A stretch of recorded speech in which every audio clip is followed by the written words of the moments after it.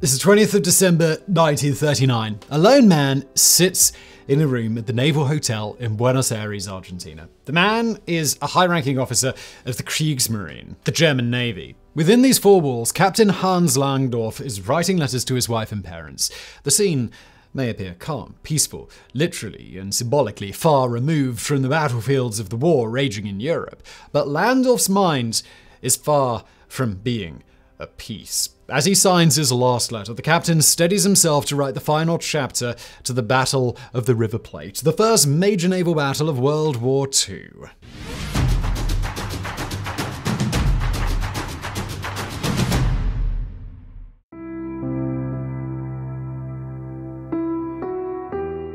The River Plate, or Rio de la Plata in Argentina, is a large estuary in which the Uruguay and Parana rivers meet in the Atlantic Ocean. On the 13th of December 1939, this estuary was the backdrop to a short but intense engagement between the German pocket battleship, the Admiral Graf Spee, and an Allied squadron composed of 2 British and 1 New Zealander cruisers. The prologue to this battle was written several weeks earlier. In preparation for the invasion of Poland and the subsequent very likely entry of Britain into the war, the German High Command had dispatched the Graf Spee under Captain Lansdorf into the mid-Atlantic, ready to disrupt enemy maritime trade. On the 1st of September, the battleship met with support and refueling ship Altmark in an area delimited by longitudes 15 to 25 degrees north and 25 to 40 degrees west. After making contact, they had orders to maintain strict radio silence and to wait their orders. While the crews bide their time sunbathing or fishing for Atlantic catch, we'll take the opportunity to take a closer look at the Graf Spee. This ship was named after Admiral Maximilian Graf von Spee, Graf being an aristocratic title equivalent to Count or Earl. Admiral Spee had been a naval commander during World War I, who had been killed alongside his 2 sons at the Battle of the Falklands Islands in December 1914. The vessel had been designated as a Panzerschiffer, this translated literally as armored ship, but was more commonly referred to as a pocket battleship, which is kind of a misnomer. To clarify, based on the clauses imposed on Germany by the Treaty of Versailles, the German Navy was prohibited from building full-size battleships. The Weimar Republic circumvented the restriction by developing a new concept, a particularly well-armored, well-armed heavy cruiser, the Panzerschiffer. The Graf Spee was the first of its kind to be developed. She was launched in June 1934 and commissioned in January 1936, becoming the flagship of the Kriegsmarine. She was 186 meters long with a displacement of 16,230 tons and had armor up to 15 centimeters thick. This considerable weight was propelled by 8 diesel engines, which could achieve a maximum speed of 28 knots or 32 nautical miles per hour. The crew of 1,180 sailors could deploy a considerable amount of firepower against enemy ships from its 14 medium and heavy caliber guns. The Spee also packed 8 torpedo tubes and a total of 26 light and heavy anti-aircraft guns. The design of this vessel was initially developed to fight potential French incursions in the Baltic Sea. But as the storm of war with Britain seemed inevitable, the head of the Kriegsmarine, Admiral Raeder, assigned other plans to the Graf Spee. She would be engaged in commerce raiding, in other words, a form of modern state-sanctioned piracy by which naval vessels could target civilian freighters supplying enemy forces. But until the morning of the 3rd of September, Langdorf's sailors only posed a threat to schools of tuna. But at 12:30 hours, his signal officers intercepted a message sent by British Admiralty. It simply read, "Total Germany." The captain interpreted this as an indication that Britain had declared war on Germany, but sought precise orders from his own naval command. At 13:15, he had this reply: "Hostilities with Britain to be opened immediately."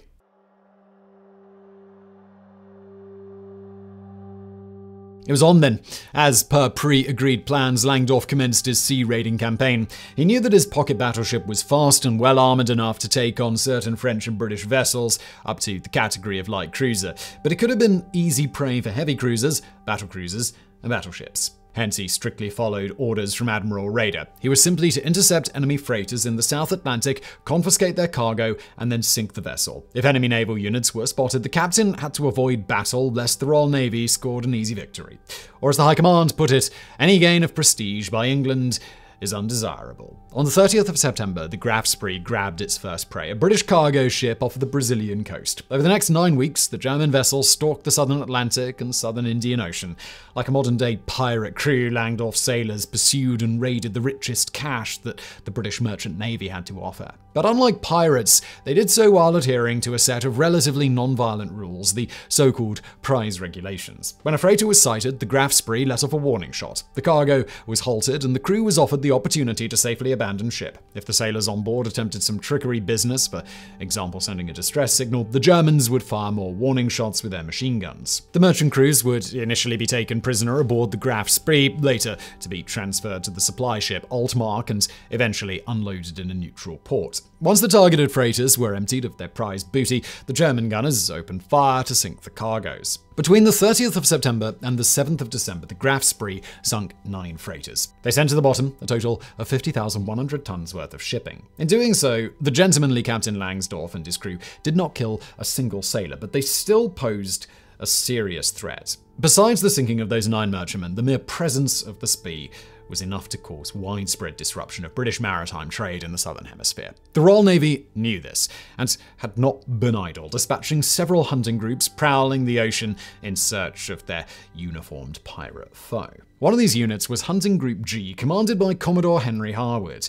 This group included 2 heavy cruisers, HMS Cumberland and HMS Exeter, and 2 light cruisers, HMS Ajax and the New Zealander Achilles. The most formidable element of the squadron was the Exeter. While slightly shorter than its companions at 165 meters, the Exeter was protected by an armor up to 10 centimeters thick, and it was packed with 16 guns and 6 torpedo tubes, and was manned by 628 sailors. By early December 1939, Harwood was trying to anticipate the movements of his rival. Based on the latest sightings of the Graf Spee, he estimated that the Germans would head towards the River Plate estuary.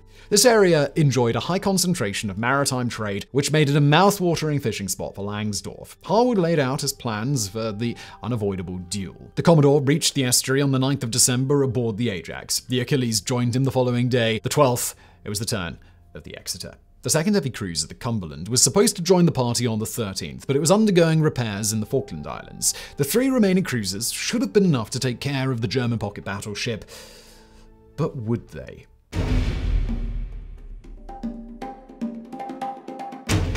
It was just before 6 a.m. on the 13th of December. That is when the crew of the Graf Spee sighted a small convoy of merchant ships protected by what appeared to be a weak escort. But their eyes had let them down on that occasion, for what they had sighted was Hunting Group G. Captain Langsdorff ordered to engage immediately, hoping to plunder an easy prey. Commodore Harwood decided to play along and allowed the pocket battleship to approach. Harwood's officers knew exactly what to do, enacting a well-rehearsed tactic. The squadron split into 2 divisions to attack the Panzerschiffe from either flank. On the starboard side, the light cruisers Ajax and Achilles. Heavy cruiser Exeter closed the pincer from the port side. If you're not familiar with the naval terms, port is the left side of a ship from the perspective of someone standing on it and facing the bow, and starboard is the right side. At that particular time, the bow of the Graf Spee pointed to the west, so Ajax and Achilles were attacking from the north, while Exeter from the south. The German captain had realized he had sailed into a trap. His orders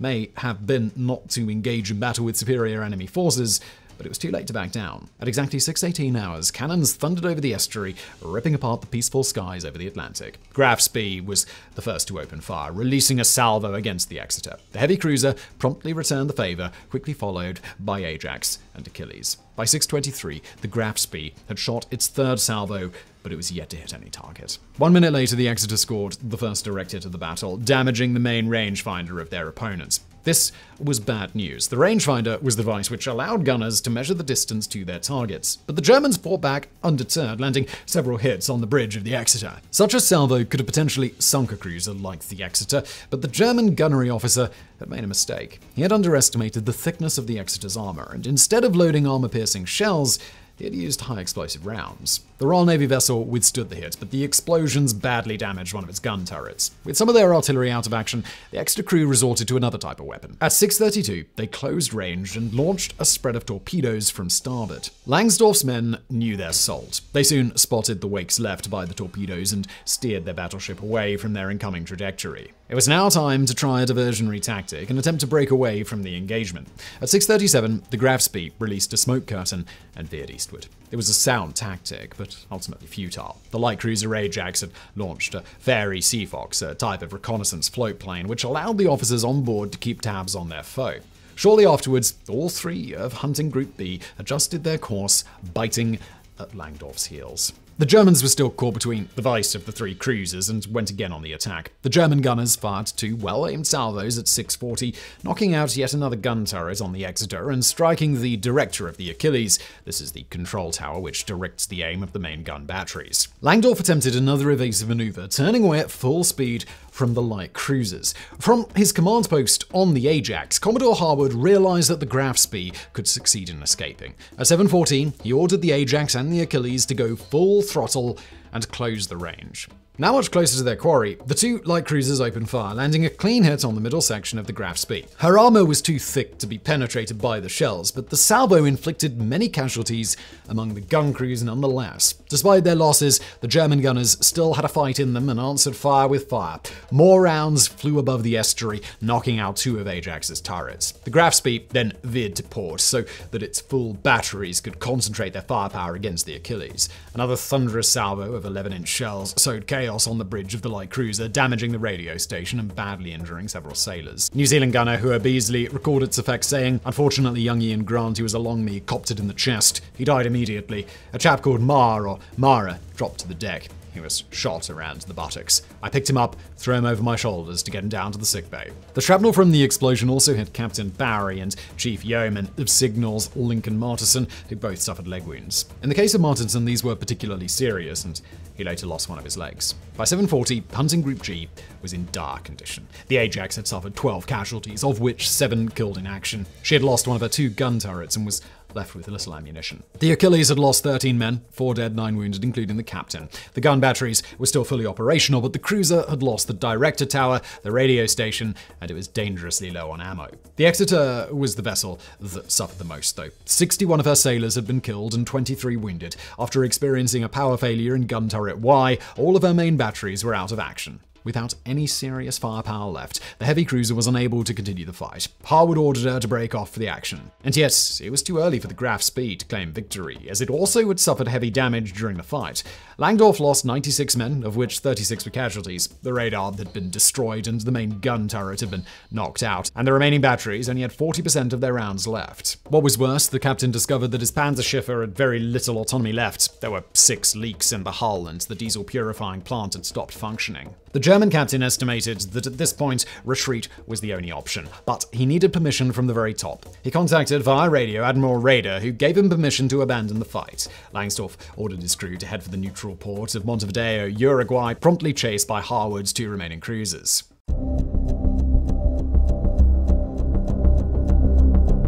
Shortly after 11 a.m., the Graf Spee sighted a civilian ship, the British freighter SS Shakespeare. Hoping to plunder his 10th prey, Langdorf ordered to alter course and intercept her. Langdorf's officers issued signals to the merchantman, informing her captain of their intentions to seize the goods and sink the vessel. Langdorf also took care of alerting Harwood aboard the Ajax, asking him to please pick up lifeboats from British steamer. The Shakespeare slowed down, but her captain replied to Langsdorff that he refused to abandon his freighter. Following a centuries-old tradition, the captain was ready to go down with his ship.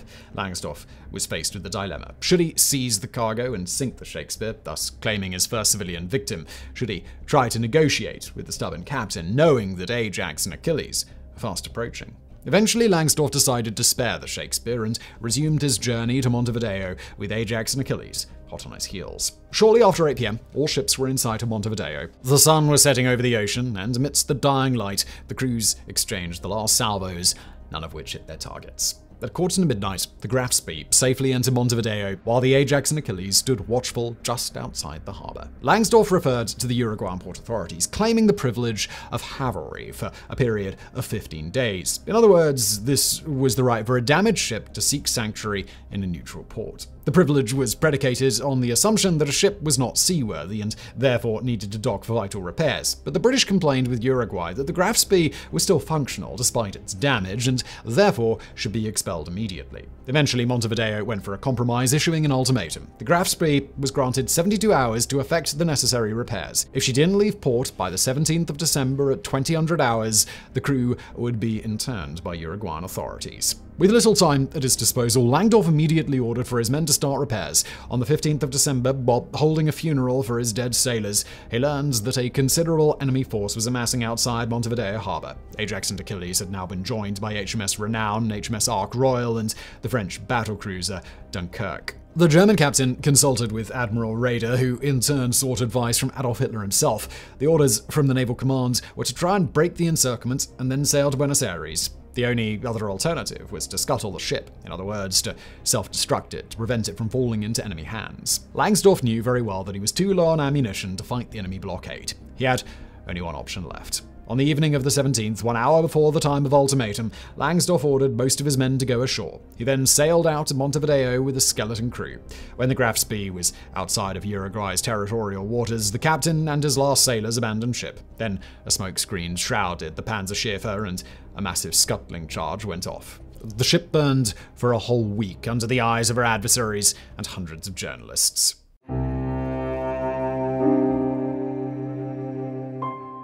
3 days later, Captain Hans Langdorff had reached Buenos Aires. His ship had gone down in a final blaze, but he was still there. It was at this moment, perhaps, that he thought about the captain of the Shakespeare and his decision not to abandon ship. He was well aware that some of his fellow officers and the German press had criticized his decisions.